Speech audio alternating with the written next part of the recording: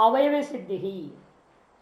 इसके अनुमान को पढ़ने से पहले कुछ बातें समझ लेना पड़ेगा बौद्धों का, नहीं तो अनुमान समझ में नहीं आएगा कुछ भी ये क्या बोलना चाहता है।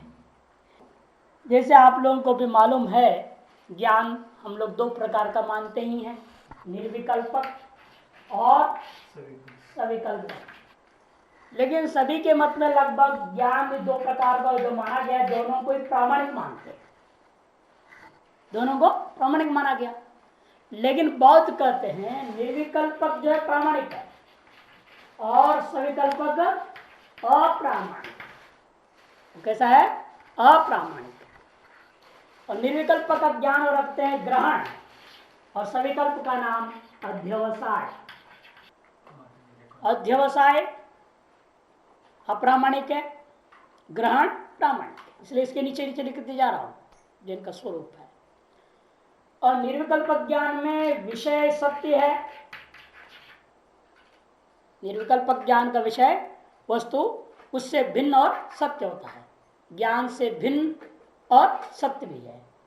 विषय जो है ज्ञान से भिन्न होता हुआ सत्य। किंतु अध्यवसाय या सविकल्प ज्ञान में ऐसा नहीं मानते हो, वस्तु उनके यहां मिथ्या है। श्लोक देंगे नीचे, वहां भी विषय ज्ञान से तो भिन्न है किंतु विषय वहां असत्य। रजतादि के समय तो रजत ज्ञान तो सत्य है, तो रजत ज्ञान का जो विषय है वो असत्य। और इस ज्ञान को भी हम भ्रम कहते हैं, भ्रमात्मक ज्ञान के विषय बाधित होने से ज्ञान को बाधित कह दिया जाता है। लेकिन ज्ञान अपने आप बाधित तो होता नहीं है। ज्ञान का विषय बाधित हुआ तो हम ज्ञान बाधित होकर व्यवहार कर लेते हैं, सामान्य रूप नहीं होता है व्यवहार। रजत का बाद हुआ कि रजत ज्ञान का बाद हुआ? नेदम रजतम क्या करता है? रजत को बाधता है कि रजत के ज्ञान को बाधता है? रजत को बाधता है। और आप परंपरा उसको रजत के ज्ञान को भी भ्रांति और मिथ्या कह सकते हैं, नियम ही। ये सामान्य रूप इसके एक श्लोक दे रहे देखिए नीचे, सर्वदर्शन संग्रह का। ग्राह्यम वस्तु प्रमाणम ही ग्रहणम यदि तो अन्यथा न तद्वस्तु न तन्मानम शब्दलिंगेन्द्रियादिजम। ग्राह्यम वस्तु प्रमाणम ही, जो ग्राह्य है वस्तु वह प्रमाण होगा। क्यों? ज्ञान प्रमाण है।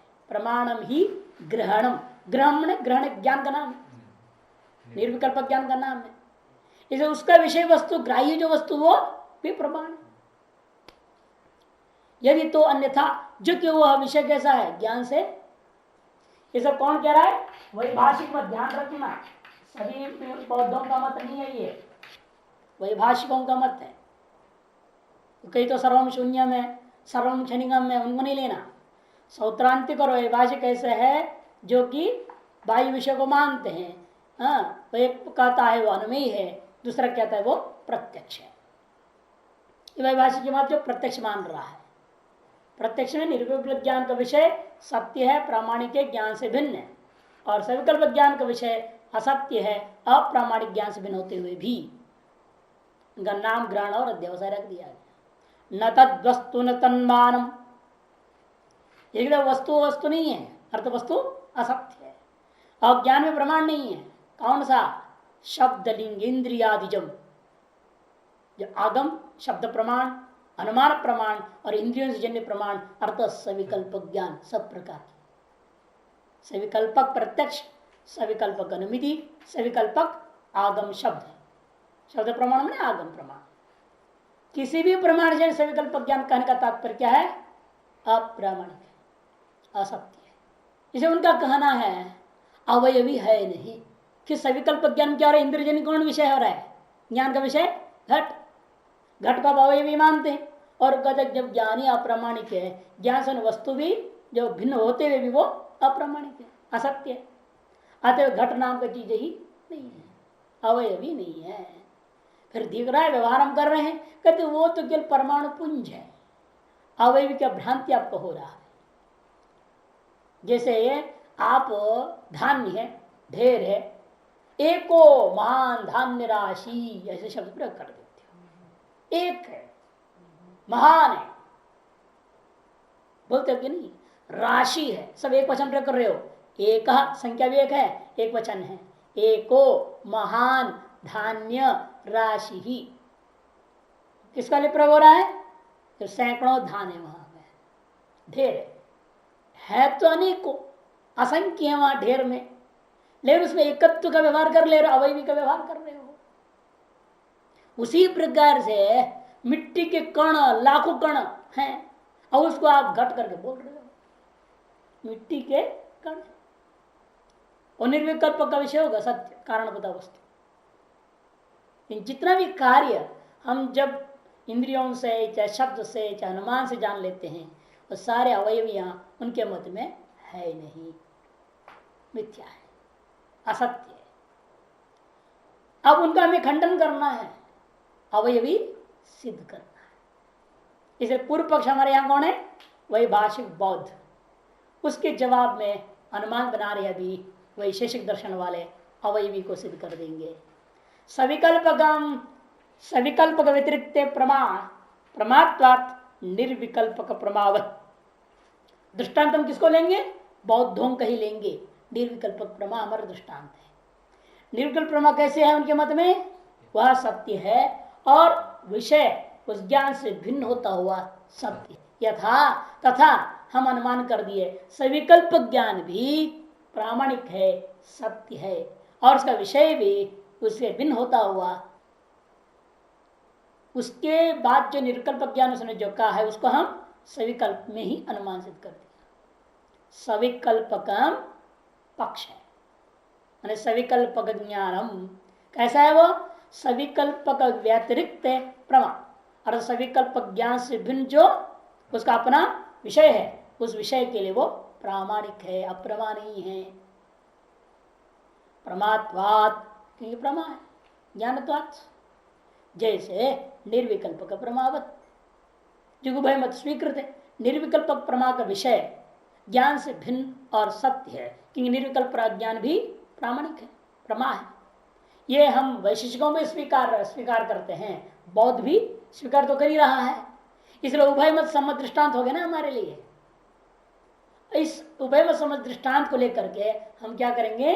वहां पर सविकल्पक में भी सिद्ध कर देंगे जो वो नहीं मान रहा है। अब उस अनुमान को खंडन खंड उपाधि कर बाद में देगा, पहले अन्य अनुमानों को भी देख लेंगे। 3 अनुमान बनाएंगे और दूसरा अनुमान बना रहे हैं अब, क्योंकि उनके मत में क्या है? निर्विकल्पक सुलक्षण तत्व पर 5 प्रकार की कल्पनाएं हैं। जो आप सविकल्प कह रहे हैं ना, घट बोलते हो, वो सब कल्पना है। किसमें? निर्विकल्प प्रमा का जो विषय होता इदम में। कि कोई भी ज्ञान हो, पहले आप सामान्य बोलते हो अयम घटः, इदम जलम, इयम नारी। माने इदम शब्द का या कोई भी सर्वनाम शब्द का सामान्य रूप में आप प्रयोग करेंगे। असौ तत् सह होते, मैंने कोई ना कोई इस तरह के सर्वनाम शब्द का प्रयोग के बिना विशेष का प्रयोग अपन नहीं करते हैं। और जो सर्वनाम शब्द क्या है? वो निर्विकल्प ज्ञान का विषय है, जिसका भी कोई प्रकार का निश्चय नहीं हुआ। किंचित इदम क्या है? निर्विकल्प ज्ञान है, पता नहीं ना क्या है, कुछ है। क्या है? पूछने पर यह घड़ा है, अयं घटः, अयं घटोस्ति। अब देखो इदम क्या था? निर्विकल्प ज्ञान का विषय, उसके साथ आपने जोड़ा घटः। कि निर्विकल्प ज्ञान में कहते हो इदम किंचित। नहीं है एक लोग भी, वैशेषिक भी, सभी का ही है लक्षण। निष्प्रकार ज्ञानम निर्विकल्प, निसंसर्गकम वा निर्विशेषकम वा निर्विकल्प ज्ञान। कि ज्ञान में 3 चीज होता है ना, विशेष, प्रकार और इन दोनों का संसर्ग। इन 3 में से एक भी न रहने का नाम ही निर्विकल्प। विकल्प ने ये 3 चीज का होना। विशेषेण कल्पितमिति विकल्प, विशेष रूपेण कल्पितम ज्ञातम, विशेषः प्रकारः संसर्गश्च यस् स सविकल्पक ज्ञानम। इसके हम लोग व्युत्पत्ति क्या करते हैं? सविकल्प ने विकल्पेन सह इति सविकल्पकम। विकल्प में से क्यों और विकल्प ने इदम व तत्व ऐसा नहीं है, वार्थ में नहीं है। विशेषेण कल्पितम ज्ञातम। सामर्थ्य अर्थ में, सामर्थ्य अर्थ वहां पर यही ज्ञान हो जाना। तो विशेष रूपेण ज्ञात हो गया। क्या ज्ञात हो गया? विशेष, प्रकार और संसर्ग, ये तीनों विशेष रूपेण ज्ञात होने का नाम ही सविकल्प। उनमें से एक का ना होना निर्विकल्प। इसे निर्विकल्प ज्ञान का हमेशा कोई वहां नाम नहीं ले सकते आप वस्तु का। ऐसे निर्विकल्प वाला का ज्ञान का विषय भूत इदम आदि में हम 5 चीज की क्या मानते हैं? बौद्ध कल्पना है। आप उनको सत्य कहते हो, वो उनको कल्पना कहते हैं। कौन से? सबसे पहला द्रव्य। तो घट क्या है? द्रव्य ना, अवयवी। सबसे पहली कल्पना है अवयवी का। अवयवी की कल्पना पहले कर लेते हो, और उस अवयवी में एक जाति की नाम की कल्पना करोगे। नाम की कल्पना के बाद उसमें एक जाति की कल्पना, जाति की कल्पना के बाद गुण की कल्पना, और अंत में उस हो रही जो क्रिया की कल्पना। ये 5 कल्पनाएं आप कर लेते हो किसमें? निर्विकल्प का विषय, जिससे आप सविकल्प कह देते हो। जिसलिए यह निर्विकल्प का विषय में कल्पित होने से सत्य नहीं है। जैसा रज्जु में कल्पित सर्प के समान। रज्जु में कल्पित सर्प के समान क्या हो गया? निर्विकल्पक विषय में कल्पित होने से ऐसा मिथ्या है। ऐसा कौन कह रहा है? सारी बात है वही भाषिक बौद्ध। तो इसलिए अयं घट इस प्रकार का अवयवी विषय का सविकल्पक ज्ञान अपने से भिन्न, इसलिए हम कहना चाहते कि नहीं, ये 5 कल्पित नहीं है। इन 5 की कल्पना में से मूल आधार कौन है? अवयवी। इसकी सिद्धि हो जाएगी सत्य करके, तो सारे अपने आप सत्य सिद्ध हो जाएंगे, कि उसी में सब चीजें हैं। इसलिए हम केवल अवयवी को सिद्ध करने जा रहे हैं, बाकी सिद्ध करने की जरूरत नहीं, वो अपने आप सिद्ध हो जाएंगे, उसमें आधारित है? हाँ, सब आ गए। तो इसलिए इन्होंने कहा कि अवयवी कैसे सिद्ध करोगे? तो सविकल्प ज्ञान का विषय को आप मिथ्या कर रहे हो, हम सविकल्प ज्ञान का विषय को सत्य सिद्ध करते हैं। सविकल्प ज्ञान कैसा है? वह स्वभिन्न विषयों में प्रमाण है। स्वातिरिक्त प्रमा। स्वातिरिक्त कौन हो गया? घटपटादि विषय अवयवी, उसमें प्रमा है। क्यों? क्योंकि ज्ञानत्वात् प्रमात्वात्। दृष्टांत क्या दिया? निर्विकल्प का प्रमावत। दूसरा अनुमान करते हैं, यह सविकल्प ज्ञान के विषय भूता जो कार्य, एतत् कार्यम, एतत् कार्यम, एक पक्ष हो गया। कौन है? घटादि। ये जो कार्य है सविकल्प ज्ञान का विषय भूता घटादि, उनको क्या कहेंगे? पक्ष। दूसरे अनुमान में वो कैसा है? एतत् उत्पादक ज्ञान व्यतिरिक्त जन्यम, एतत् उत्पादक ज्ञान व्यतिरिक्त जन्यम। अपने उत्पादक ज्ञान भिन्न कारणों से वो उत्पन्न होते हैं। इनके उत्पादक कौन है? सविकल्प ज्ञान। घट है, ये कैसा आपको मालूम हुआ? सविकल्प ज्ञान से मालूम हुआ है। इसलिए प्रथम जो ज्ञान जन्य है विषय, फिर अन्य कारण सामग्री जन्य भी है वो विषय। यदि केवल ज्ञान जन्य होता है तो वस्तु भ्रांति हो गया। जैसे सर्प है, सर्प क्या है? केवल आपके ज्ञान जन्य, भ्रम ज्ञान जन्य विषय है वो। उस विषय का उत्पादक कोई और कारण नहीं है। कि कोई भी विषय हो, सब प्रमा का ही विषय होता है। अतः ज्ञान जन्य तो उसके सब में रहेगा। ज्ञान ज्ञापित कहो, ज्ञान जन्यत्व कहो, हर एक चीज का हमको ज्ञान हो रहा है तो वह चीज पहले ज्ञान से ही जाना जा रहा है, अतः ज्ञान से जन्य माना जाएगा उसको। और लेकिन वह भ्रम की प्रमेय तब निर्णय होगा यदि वह वस्तु केवल ज्ञान जन्य न होकर के ज्ञान से भिन्न सामग्रियों से जन्य हो। तो ज्ञान से भिन्न सामग्री कौन है? कपाल आदि। कपाल आदि कैसे हैं? ज्ञान से भिन्न है। आते हुए घट ज्ञान जन्य होते हुए ज्ञान भिन्न सामग्री कौन हो गया? कपाल आदि। उससे भी जन्य होने के कारण से वह ज्ञान से भिन्न प्रमा है। कि भ्रांति स्थल में अप्रमा विषय हम क्या देख रहे हैं? आपने रज्जु में सर्प देखा, वह सर्प का सामग्री कौन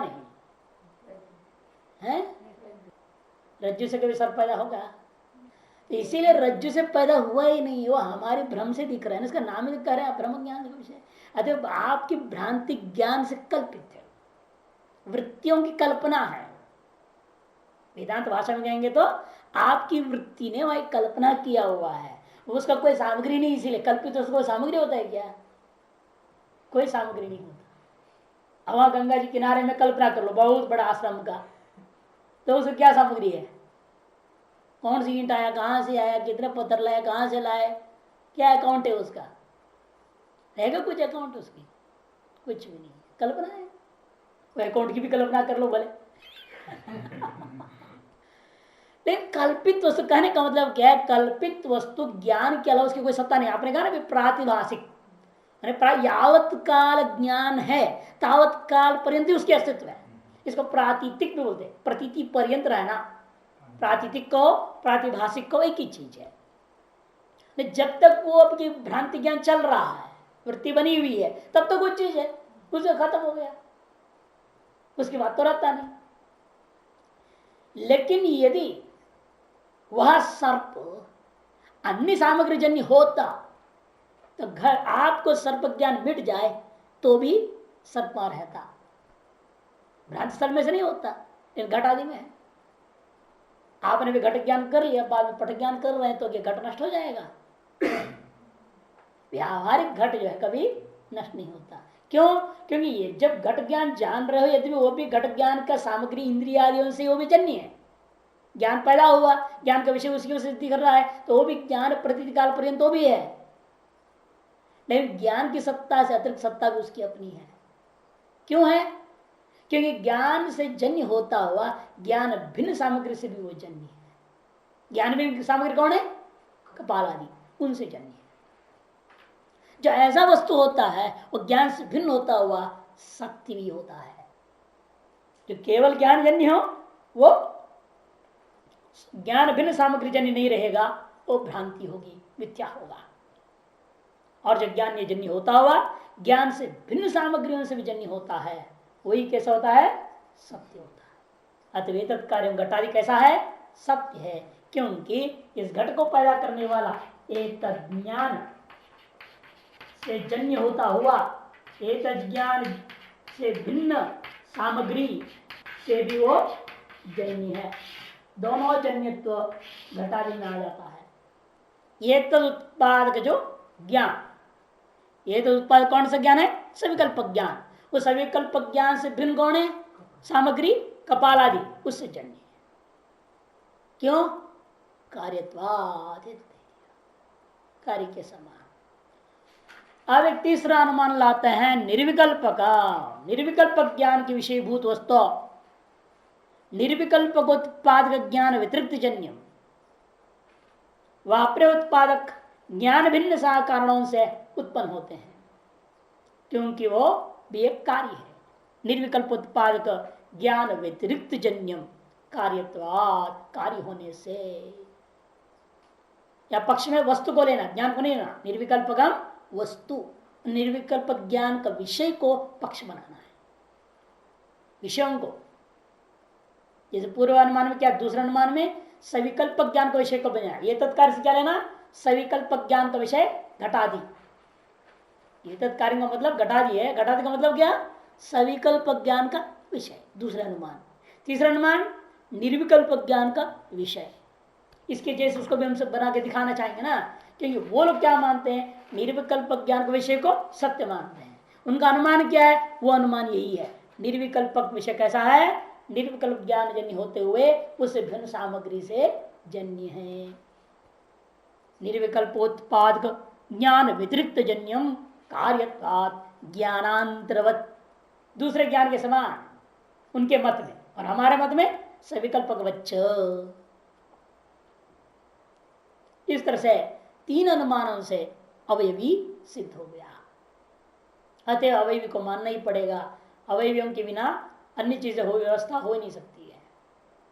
अब पूर्व पक्षी कहता है पहला अनुमान जो आपने दिया था उस अनुमान में उपाधि दोष दे रहे। न च निर्विकल्पकत्वम उपाधि ही। हेतु क्या था? प्रमात्वम, है ना, प्रमात्वा। पहला अनुमान क्या दिया था आपने? प्रमात्वा हेतु दिया था उसमें। सविकल्पकम सविकल्प व्यतिरिक्त प्रमात्वा। पहले में सविकल्पकम सबसे सविकल्पक ज्ञान को लेना है। पहला अनुमान में पक्ष क्या है? ज्ञान है। दूसरे अनुमान में सविकल्प ज्ञान का विषय पक्ष है। तीसरे अनुमान में निर्विकल्प ज्ञान का विषय पक्ष है। ये ध्यान में रखना, तभी तो आगे घटेगा बात। न च निर्विकल्प उपाधि ही। पहला अनुमान जो आपने हेतु दिया था प्रमात्वा, उस पर उपाधि दोष देना चाहता है। उसके अपने दृष्टिकोण से उपाधि दोष देना चाह रहा है। प्रमात्व हेतु है आपका, उस पर दे रहा है निर्विकल्पकत्व, ये उपाधि दे रहा है। निर्विकल्पकत्व उपाधि। तब कहेंगे हम व्यर्थ विशेषणत्वा वैर्थ्याद विशेषणस्य। निर्विकल्पकत्व विशेषण देना ही बेकार है, क्योंकि उनके मत में दो ही है, तीसरा ज्ञान तो है ही नहीं। और दोनों को हमने एक को पक्ष एक में एक को दृष्टांत बना दिए हैं, दो को छोड़ तीसरा है ही नहीं ना, उपाधि कैसे बनेगा? कि निर्विकल्प को तो हमने क्या कर दिया? उभय मत समझ दृष्टांत बना चुका हूं। उस अनुमान में, पहला अनुमान में सविकल्पकम स्वातिरिक्त प्रमात्वात् निर्विकल्पकवत्। तो आपका निर्विकल्प ज्ञान दृष्टांत में आ गया, सविकल्पक पक्ष में है। दूसरे लोग तीसरा कोई ज्ञान मानते हो क्या? फिर निर्विकल्प विशेषण क्यों दे रहे हो? किसका व्यावर्तन करने के लिए? कोई तीसरे हो तब तो। जो दो हैं वो एक तो हो गया पक्ष, दूसरा हो गया दृष्टांत। व्यावर्तन किसका करेंगे? विशेषण के द्वारा। विशेषण हमेशा इतर व्यावर्तन करने के लिए, कहीं अतिव्याप्ति हो, विचार हो, उसका व्यावर्तन करने के लिए देना पड़ता है।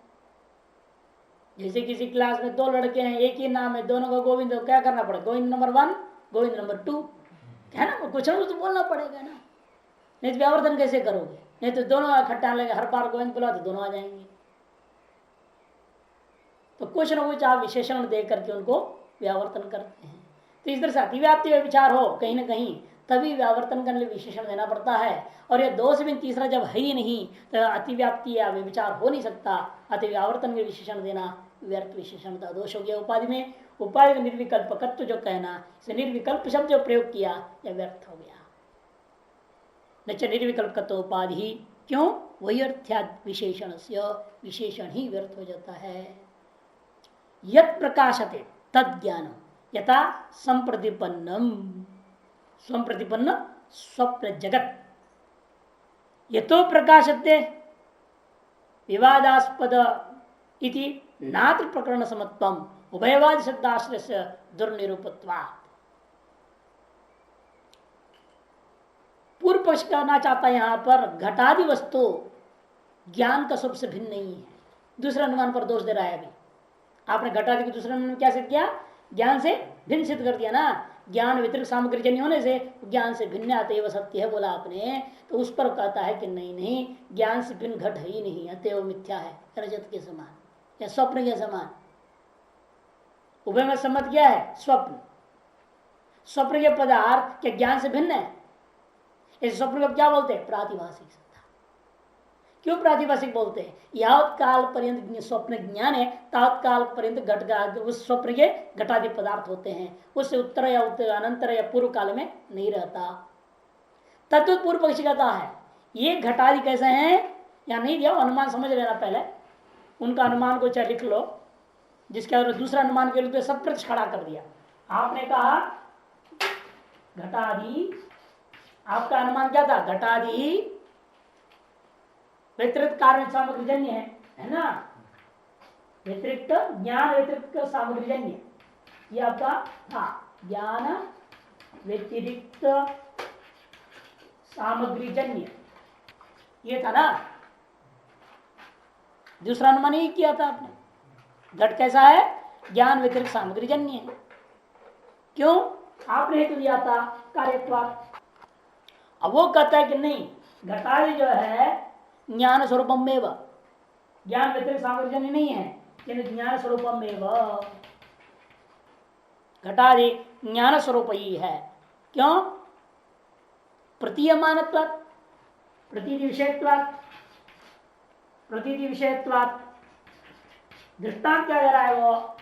स्वप्न जगत, स्वप्न जगतवत, स्वप्न के जगत के समान। और उसके लिए कहता है क्यों? यत् यत् प्रकाशते तत् ज्ञान, जो जो प्रकाशित होता है वह ज्ञान ही है, ज्ञान से कुछ नहीं है। जो जो प्रकाशित होता है वह ज्ञान ही है, अर्थात घट विज्ञान ही है, ज्ञान से कोई घट नाम की चीज नहीं है। यथा संप्रतिपन्न स्वप्न जगत, जैसे उभयमत स्वीकृत स्वप्न का जगत है।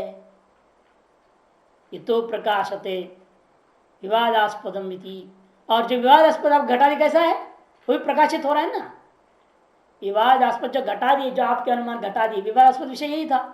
इसको आप सिद्ध करना चाहते, अवयवी है, सिद्ध है, सत्य है। लेकिन वो कहता है विवादास्पद जो घटादि है ये भी क्या हो रहा है? प्रकाशित हो रहा है, अतएव यह भी ज्ञान से भिन्न नहीं है। इस तरह से हमारे इस अनुमान के खिलाफ उसने सत्प्रतिशत अनुमान खड़ा कर दिया। इति नात्र प्रकरण समत्वम, इस प्रकार से आप सत प्रतिपक्ष अनुमान खड़ा नहीं कर सकते। क्यों? उभयवाद सिद्ध आश्रय से दुर्निरूपत्वाद, उभयवाद सिद्ध दृष्टांत आप नहीं दे सकते। कहते हमने तो दे दिया स्वप्न जगत के समान दृष्टांत। स्वप्न जगत को भी वैशेषिक लोग, वैशेषिक गण ज्ञान स्वरूप नहीं मानते। वैशेषिक लोग स्वप्न को ज्ञानात्मक नहीं मानते, ज्ञान स्वरूप से भिन्न नहीं मानते। ज्ञान स्वरूप से भिन्न है वो।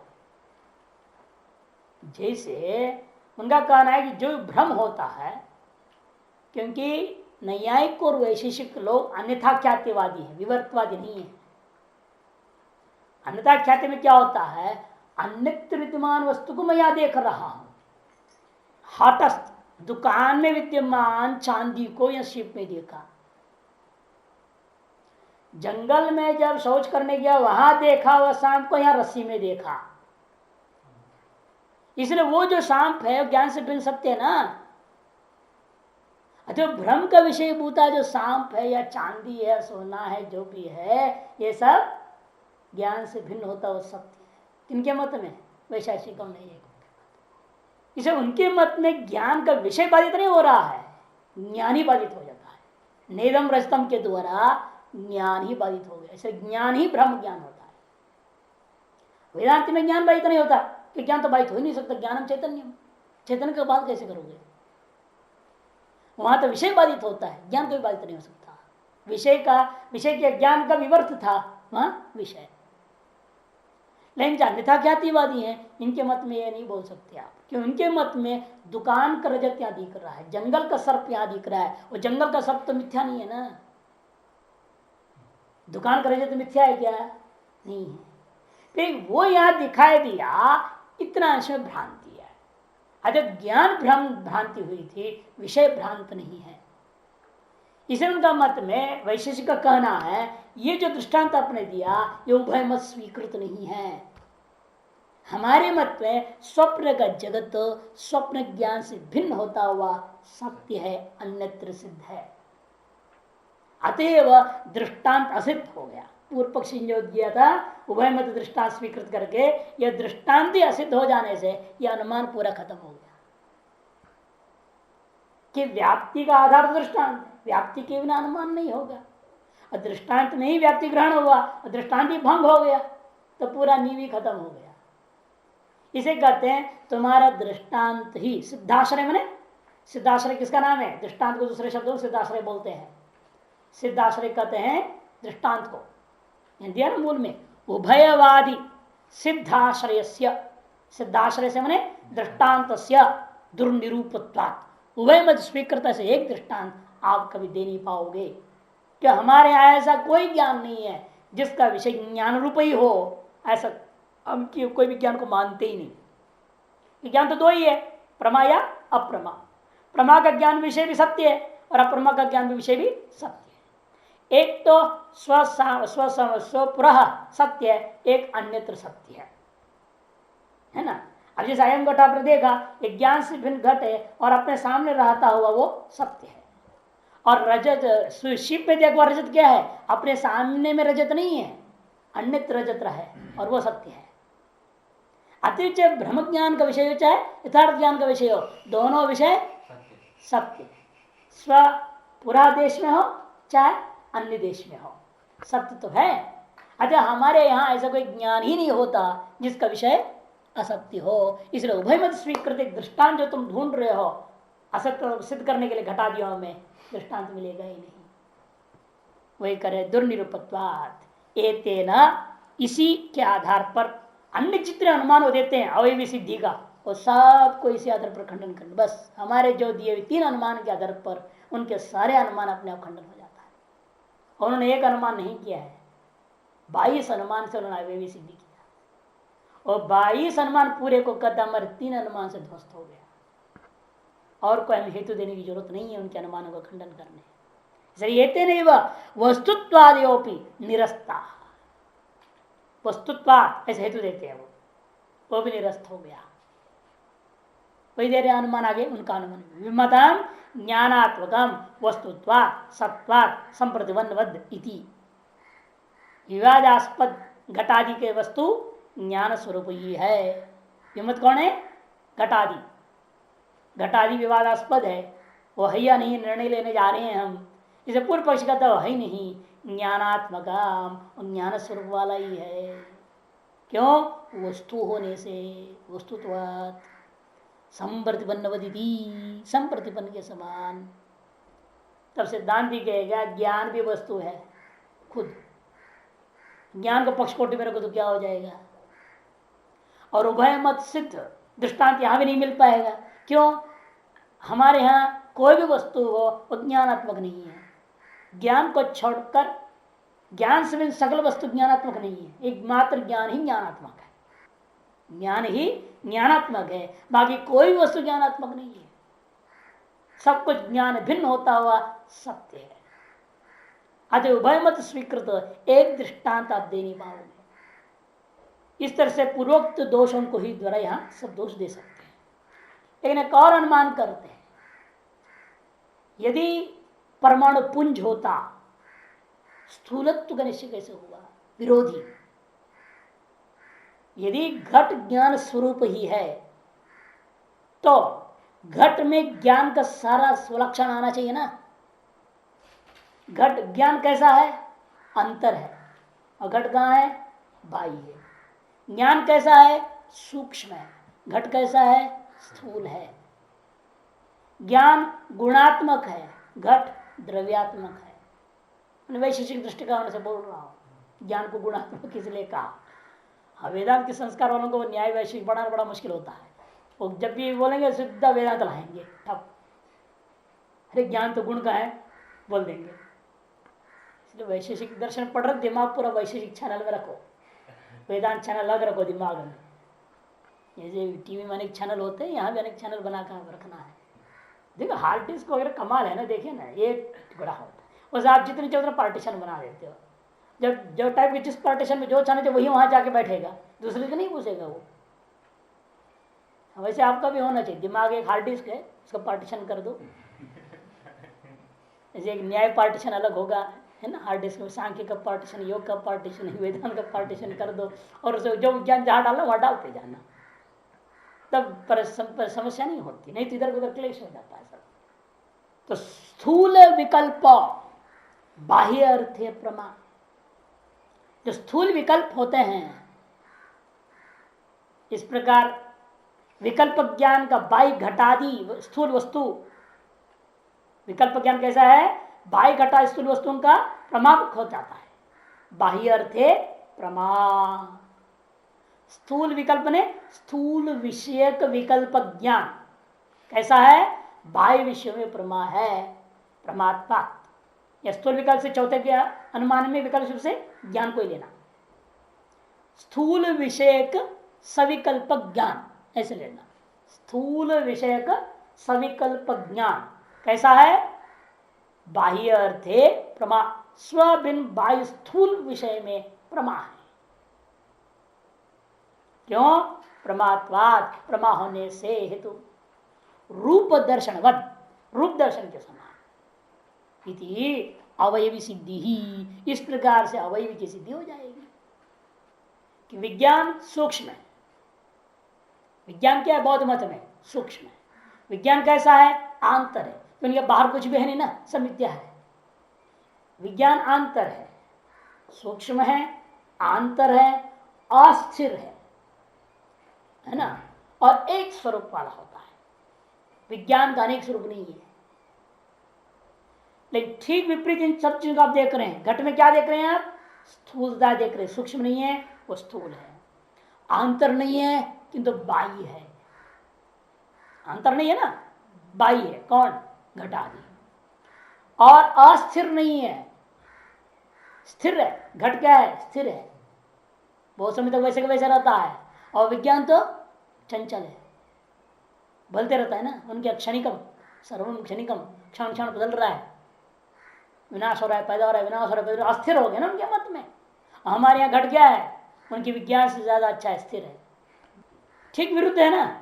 अतएव इस घट को ज्ञान रूप कैसे मान सकते हो? यदि घट ज्ञान रूप होता, ज्ञान का सिर्फ स्वभाव आना चाहिए, जो जिस रूप वाला होगा उसका स्वभाव उसमें होगा। यदि घट ज्ञानात्मक होता तो घट भी सूक्ष्म होना चाहिए, अंत होना चाहिए, अस्थिर होना चाहिए, एक होना चाहिए। लेकिन ठीक विपरीत देख रहा हूं, घट में स्थूलता देख रहा हूं, है कि नहीं?